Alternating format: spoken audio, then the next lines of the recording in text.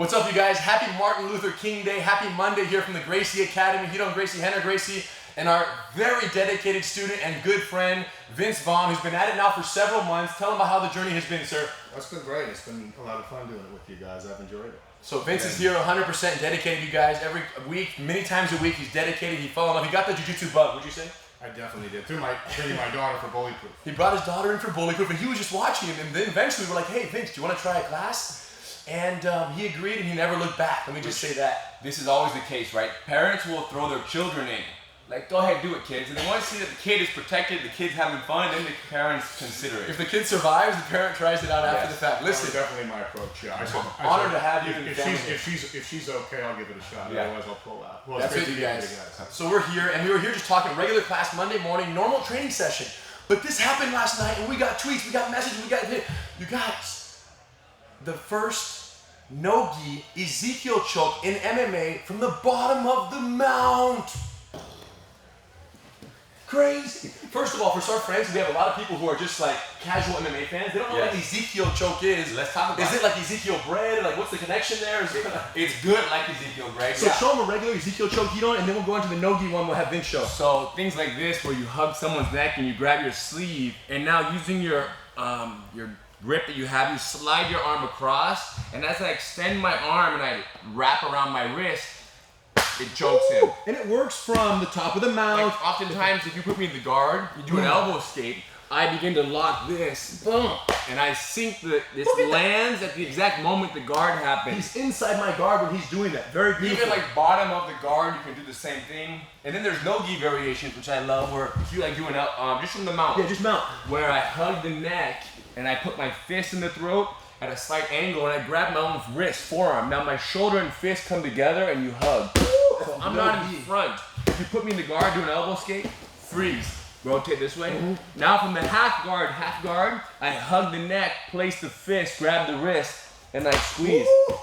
Half guard's even better because you're lower. Show him real quick with your hands, real quick. Just your hand configuration. Yes. It's right here. This is the neck. He's putting the fist on the upper carotid artery on the side here, and the shoulder's plugging the other artery, and then his head is down. It's so congested. Now, this is one version of the no-gi Ezekiel choke. Sleeve choke, also known as the sleeve choke. The another variation where Hidon hug my neck, grab his own bicep, places the fist or blade of his hand in front of my arteries completely, lowers his head, and now he's holding his own bicep and he just... That's another variation, slight different grip. It's like a rear naked choke from the front, but you're sliding that blade right in front of the arteries, you guys. Now, this whole discussion up until this point has been normal. Okay? It starts to get crazy when you realize that Alexei Oleinik, who did it last night against Victor Pesta at UFC Fight Night. Go ahead, lay down, Vince. Let's show us. And before we'll go to the ground for sure, but this happened once from standing. Yeah, well, he tried it from standing, which is amazing. So the move was introduced earlier in the fight. Yes. Yes. Go on that side on over there, please. The thing is, does someone even believe that it's even possible? No. When it happened from standing, was it respected? No. Well, no, not even concerned. Because when you're watching this and you're seeing someone try a standing no-gi Ezekiel choke, you're thinking, what's wrong with this guy? Why is he doing that? Yes. And then, hold on, he laid down right here. So Vince is gonna demonstrate. So he hugs the neck. He hugs the neck, and he looks like he's just blocking punches right now. Like to the untrained eye, he's doing nothing. Right when he mounted though, look what he does. He slips the fist in from the bottom of the mount, puts his chin on it, and he squeezes right now. Now, Hidon, be honest, that tap right there, was it legit? Of course, I only tap when it's legit. Go back again, slow motion, let's talk about this. So look what happens. So this position right now, Vince has right now is not a very unusual thing. He has the head control, overhook on the arm. It's almost like he's just blocking punches. When Alexei came up and grabbed his own bicep, hold your own bicep right there. When he did that, that's when the public started to say, well, what is he doing right now? Is he cranking on the back of the neck? Is he just holding on for dear life? Now here's what's crazy. Alexei from the bottom needed Victor to mount in order for this move to work. So this is what we call pulling mount. Now, Hidon invented that when he did it against Andre Galvão, and Andre mounted and Hidon trap and roll standard headlock variation, class number 1, slice number 3, he rolled him off. Hidon does that all the time, lets people mount. But to see it in MMA, letting the guy mount for what you want to do, this is breakthrough. Yes. And to be clear, the choke, this hand cannot slip in front of my throat from here. Right, so let's do side mount. Lock it up, grab your bicep there, Vince. Try to sink it in and get the choke right here. Talk to us, Vince. Talk to us, Vince. Tough angle. No space. No space, tough angle, it's congested.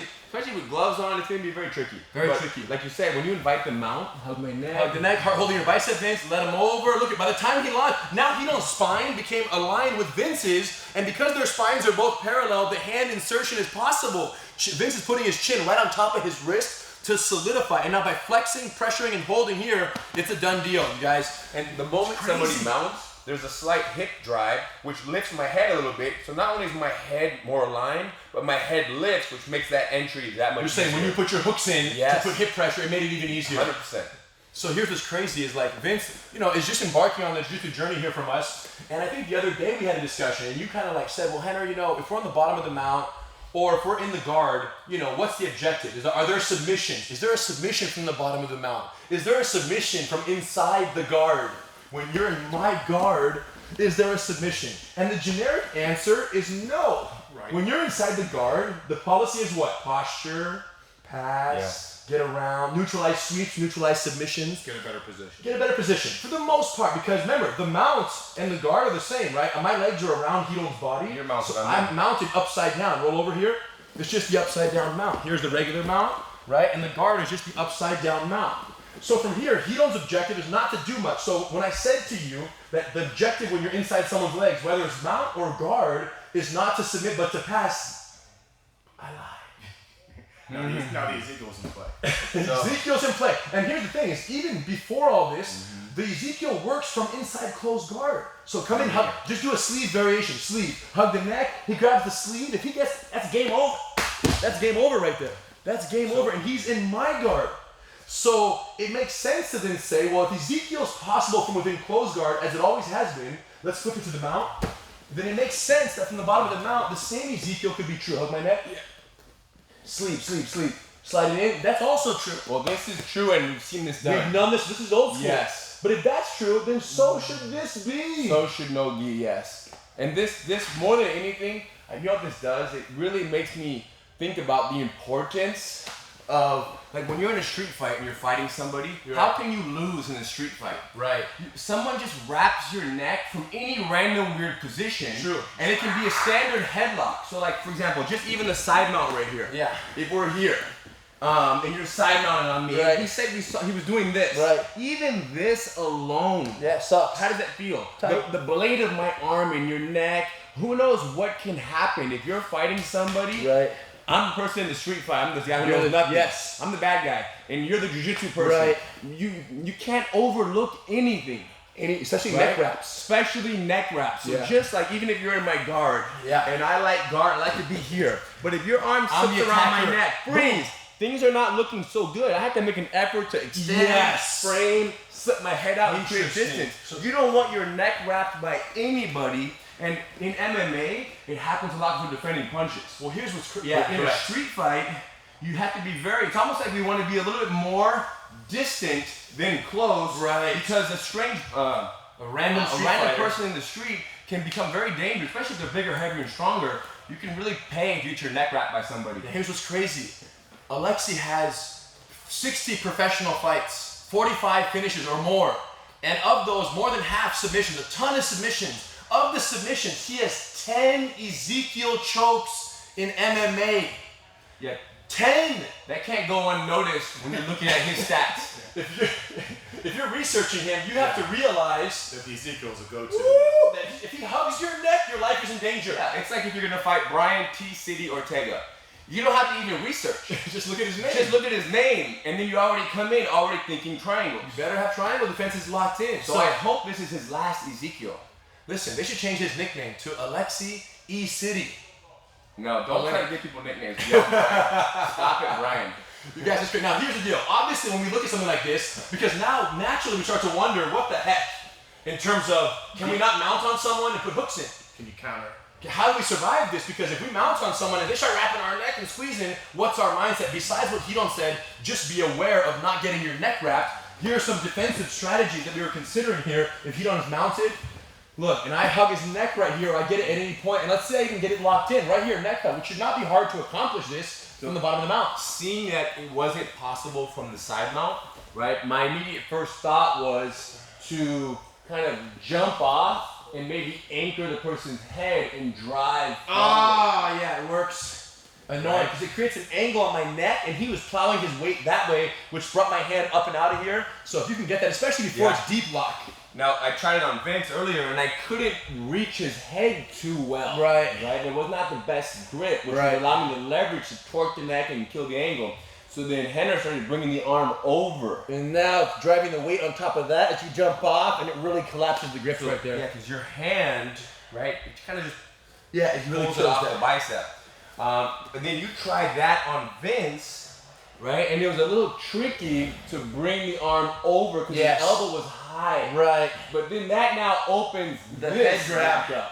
Yeah, 100%. So like anything, you know, when it comes to defense, the combinations, and even escaping, when you're escaping the mount, the combination of I'm gonna roll the person, fails, I'm gonna go to the elbow escape. I'm gonna bump that way, they widen up, and then I escape this way. So the combination of 2 escapes or 2 counters is, I think, your best chance. Major, 100%. Want to try those, Vince? You don't want to lay down? I wonder if he had any chokeouts from standing, any of his wins. Good question. I don't know where Vince is asking if Alexi had any of those Ezekiel's from standing, because he was trying it against the cage. So from here, if you don't try to sink it in, Vince, you want to reach around, grab the skull at the top of the skull, and jump off the side mount? Nice. Coming off. Pressure, and killed the grip right there. So that's one. Now, if you can't go again, Fingers can't stay. if you can't get over his elbow, Vince, when he locks his own bicep, let's say he does what you did, which is keep the elbow super high and annoying, just start to jump off and grab around his head here, Vince, step off, and now as you jump off, put pressure towards me. Yeah! Beautiful angle. Because remember, this move doesn't work from perpendicular, it only works from parallel. So he was able to create that by jumping off to the side, pulling the head, and going for it. It's crazy, you guys. This is very admirable. We never used to respect, I mean, the sleeve choke was always respected, gi especially. But no gi Ezekiel from the bottom of the mount. Congratulations, Alexi. This is a breakthrough. And you can guarantee that other people are going to try to be using this from the bottom of the mount. Yeah, I mean, if you're down there and you can hug the person's neck, you might as well try it. You might as Doesn't well hurt. try it. And if you're being caught in this, if you're on top and someone's choking you and you're about to tap or go to sleep, you might as well try what? Something. And we gave you 2 options. Major. Vince, there are people out there who have not yet embarked on the jiu-jitsu journey because they have this mindset of, oh, I need to get in shape or I need to lose weight before I start jiu-jitsu. Talk to these people. Well, you know, I think that that's always a mindset because you want to come in and feel like you can participate, but I think getting started actually encourages the other. Right. You know, mainly for me, it's been just the philosophies that you take outside of here too. You know, the getting put in a move and not freaking out, not kind of giving up, but sort of rolling with that, allowing that to happen. Worst case scenario. So it's just incredible. And I think as a parent, specifically when you're out there looking for something practical for kids that could work regardless of size or strength, and uniquely the class that you guys offer, because it's different, I think, if you're walking through the role playing and you're discussing how to handle situations is a whole other level. You're just of doing confidence moves, than just teaching someone to move, because you're giving them a plan in a situation. I think for all parents, you really want your kids to feel like they are able to handle something if it comes at them. And what I like with your class is it gives them an avenue to make friends with the kids. Right. You know, say, hey, without becoming one. let's play. Yeah. And also, you know, some jiu-jitsu academies, I believe it makes sense that you have to lose weight and get in shape to get started. You have to qualify to begin. Yes. And that's just because of how the classes are run. And those classes are, you know, we enjoy going to sparring there at times. Yeah. But we have many friends that have schools like that. But we really take pride in being a school that it doesn't matter who you are and what, you know, phase of your life, whether you're very overweight or you're very weak or very old or very young, anybody can do jiu-jitsu. And if we did it any other way, our grandfather wouldn't have it. Right? The entry barrier is so low, anybody can start and they just kind of build with us little by little. Jiu-jitsu is for everybody. And if you look at our classes, our group classes, you'll see just that.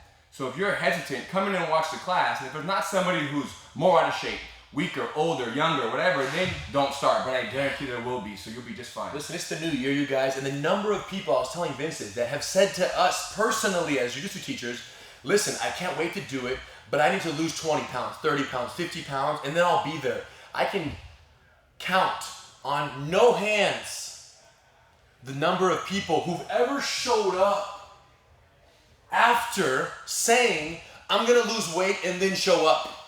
I need no hands to count those people. Listen, and sometimes being 30 pounds overweight will be an advantage to you in jiu-jitsu. Yeah. Better side control. There's also the expectations. It's not like you come in and just start grappling full out. Right. After that.